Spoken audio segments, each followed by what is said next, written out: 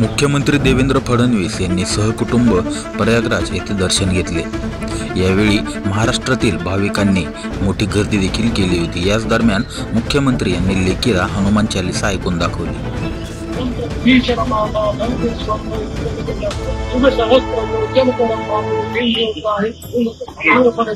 प्रभु का दुर्गम का के सुगम सुंदरे के राम दुलारे सब सुख लय है तुम्हारी करना तुम रक्षा होगा आपन तेज संहारो आपे तीनों लोक आपका मूर्त प्रजान के निकट नहीं आवे महावीर जमराज सबके रोग हरेश बतीरा जपत निरंतर हनुमंत संकट से हनुमान छुड़ावे मन क्रम जन ध्यान देना सब पर राम तपस्वी राजा जिनके कार्य सकल प्रकाश और मनोरथ जो के गावे सोई तुम्हारा है पर सिद्ध जगत दिया साधु संत के तुम रखवाले